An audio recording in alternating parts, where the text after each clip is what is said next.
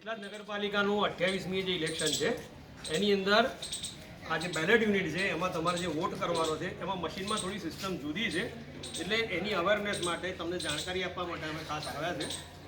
આ જે છે બેલેટ યુનિટમાં એની અંદર સૌથી પહેલાં સિરિયલ નંબર છે, એના પછી ABCD જે લખેલું છે આ સેમ્પલ છે બેલેટ પેપર.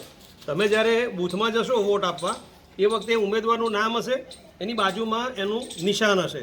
તો દરેક ઉમેદવારના નામ અને નિશાન અહીંયા આગળ સિરિયલમાં 1 થી 14 નંબર સુધી છે.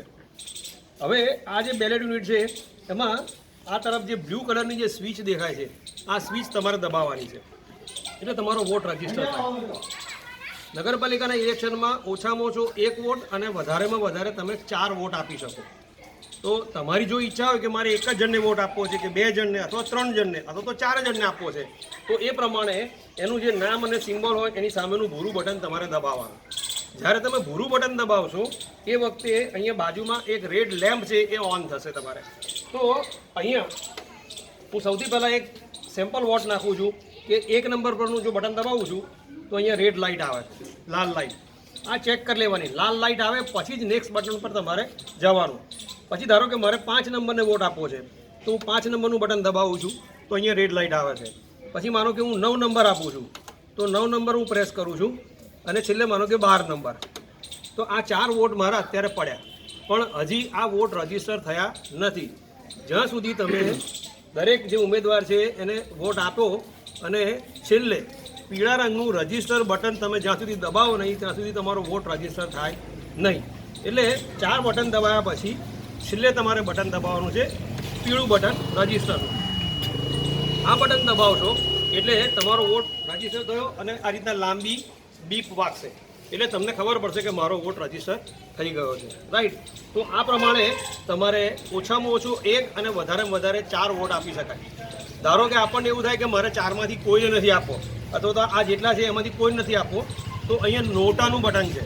તો આ નોટાનું બટન દબાવો અહીંયા એટલે રેડ લાઇટ આવી, પણ નોટાનું બટન દબાવ્યા પછી પણ રજીસ્ટરનું બટન દબાવવું જરૂરી છે. તો હું રજીસ્ટર બટન દબાવું છું તો ફરી પાછી બીપ વાગી છે. નોટા દબાવ્યા પછી તમે કોઈ પણ ભૂરી સ્વિચ દબાવશો તો કોઈ પણ જગ્યાએ તમે વોટ આપી શકશો નહીં, કારણ કે તમે નોટા એટલે મારે કોઈને વોટ નથી આપવો એવું સિલેક્ટ કર્યું છે. બરાબર. હવે માનો કે મારે કોઈ પણ 4ને બદલે 2 જણને વોટ આપવા છે તો હું કોઈ પણ 2 જણને વોટ આપું છું, પછી મારે નથી આપવું, દેટ્સ ફાઇન. તો 2 સિલેક્ટ કર્યા પછી રજીસ્ટર તો છેલ્લે દબાવવાનું, તો જ તમારો વોટ રજીસ્ટર થાય. રાઈટ.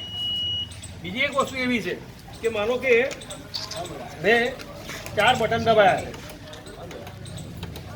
અને પછી મને એવું થયું કે મારાથી આ બટન ખોટું દબાઈ ગયું છે, ભૂલથી મારે આને નહોતો આપવાનો, એની ઉપરવાળું બટન દબાવવાનું હતું. તો જે બટન તમે ભૂલથી દબાવ્યું છે એ બટન તમે ફરી વખત દબાવો એટલે લાઇટ બંધ થઈ જશે. બરાબર. એટલે એ કેન્સલ થઈ ગયું અને મારે એની ઉપરનું દબાવવું છે તો હું આને વોટ આપું છું, તો ફરી પાછા 4 થઈ ગયા. પણ માનો કે તમે ભૂલથી 4ને બદલે 5 બટન દબાવો, માનો કે આ 5મું દબાવવા જઈશ તો એ 5મું બટન દબાશે નહીં, કારણ કે મેક્સિમમ કેટલા અપાય? 4 વોટ અપાય.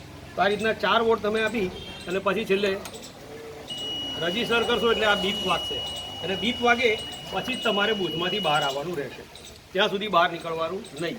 એટલે ખાસ ધ્યાન રાખજો, આ ચૂંટણીની અંદર રજીસ્ટરનું બટન જે એડ થયેલું છે એ દબાવ્યા વગર તમારા જે બૂથ છે મતદારનું એમાંથી બહાર નીકળવાનું નથી, નહીં તો તમારો વોટ રદ જશે.